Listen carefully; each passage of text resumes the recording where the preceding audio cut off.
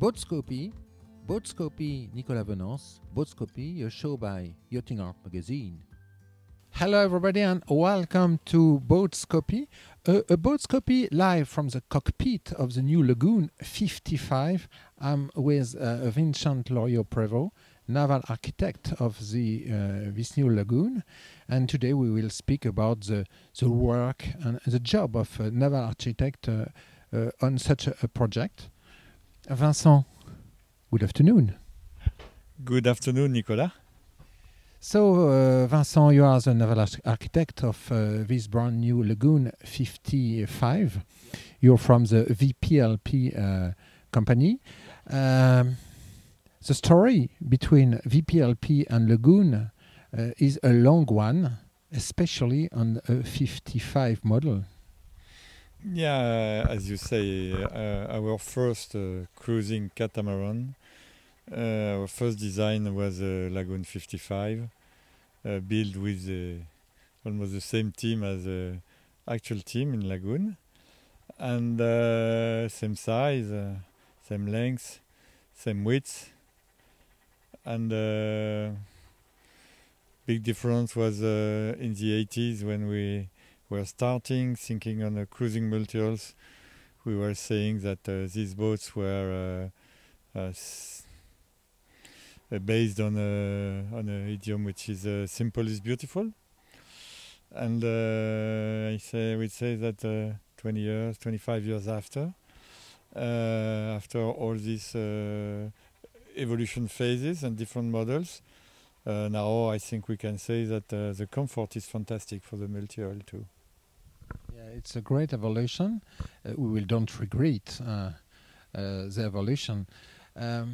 What was the brief a few months ago when Lagoon decided to launch this brand new 55 footer? When they came to you and asked you, Vincent, so today we will launch the project. I think when the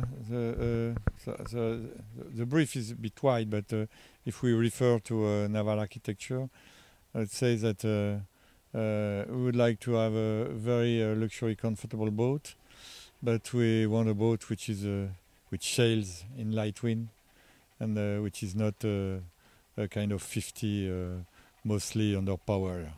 And so, how to match the sailing ability and the comfort and the weight linked with the comfort needed.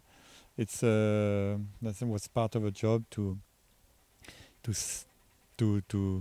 solve the equation.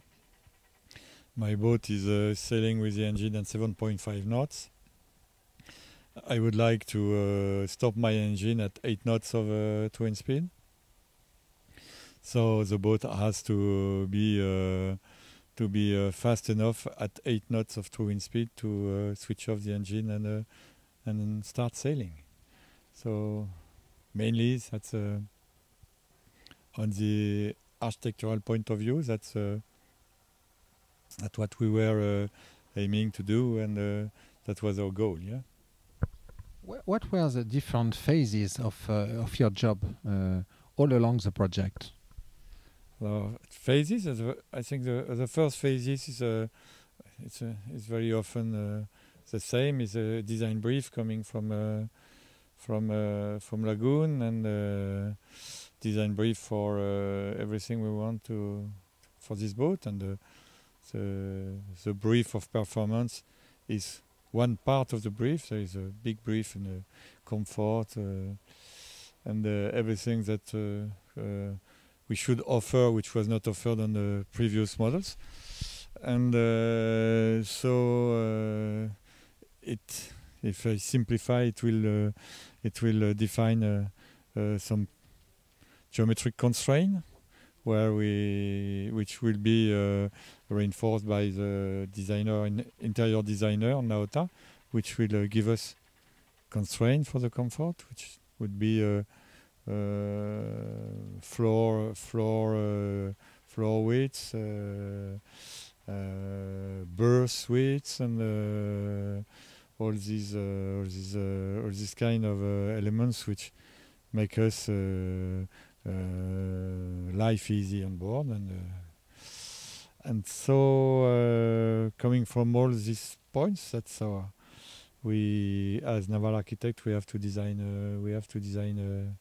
a hull, and the hull will have its own design brief, which is being fast between as fast as possible, or the less draggy as possible, I would say, between 8 to 12 knot boat speed, and which has to satisfy all the constraints I mentioned before.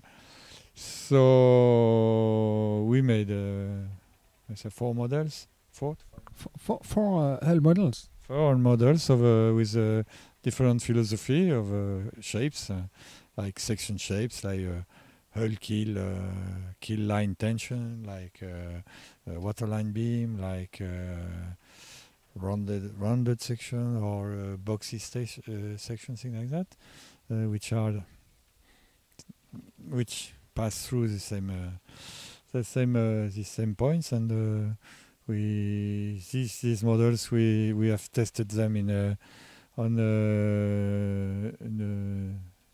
numerical analysis, fluid numerical analysis, and which gave us some drag difference for different boat speed, and we chose one which was the most satisfying to the range of speed we want to focus on. And always a question of balance. It's always a question of balance, and yeah, racing boat is performance first and comfort after. Obviously, on a boat like that, it's comfort first and performance after. But how to make the best performance we can using the best tools we have for the best results. In question of naval architecture, you did a real innovation in the positioning of the mast, and it was a consequence of the brief concerning the saloon. Yes, of course. The brief for the all the bridge deck area is to be as spacious as possible. Of course, you have to feel like in a big space, and which means that you want to push the saloon more forward, to have a big length between the aft to the outside cockpit to the forward saloon, and that's asks us a question about mast position, which is originally traditionally in front of the roof, and but there, if we do that, we made too much of a compromise, and we won't be satisfied with a sail plan which will result of that.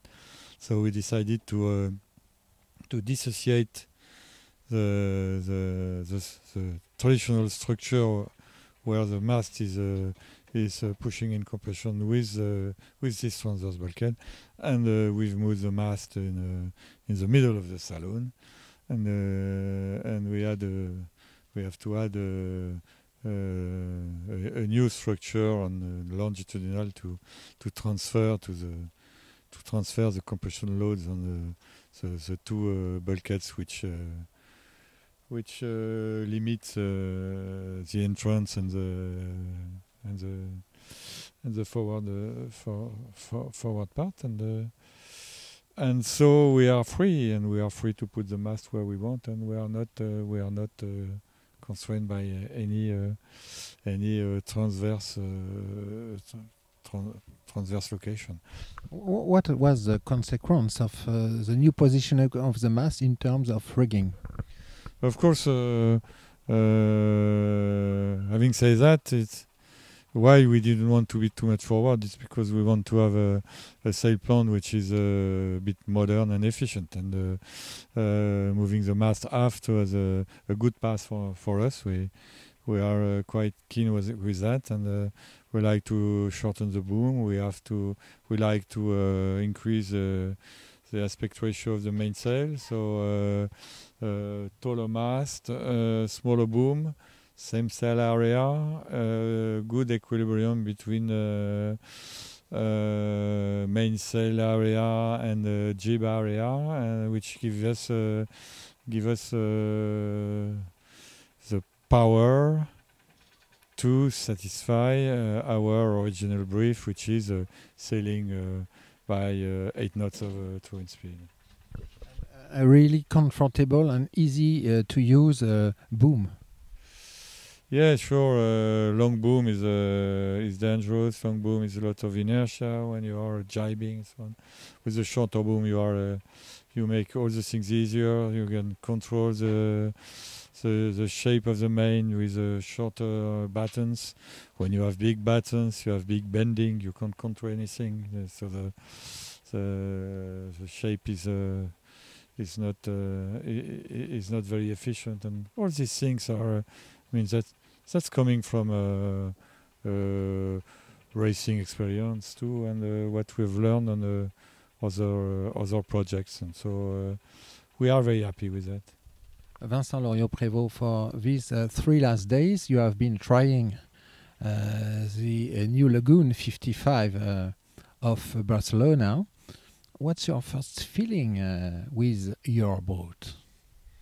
You know, we are in Port Ginesta, and we are in October, and I think we are lucky with the weather because we had a range of wind during these 3 days between 4 and I think we had 17 knots of wind speed. So we have been able to test the boat sailing in this quite wide range of conditions, which is the condition we have been focused on, and it's okay. We are happy with the result, and when the breeze was building 7 to 8 knots, the boat was 7 to 8 knots boat speed, and we switch off the engine and we are sailing and we are happy. And with the wind increasing, we were on 10, 11, sometimes 12 knots, which is quite reasonable for a cruising boat. And, when I hear the crew saying that when they are sailing in delivery, things like that,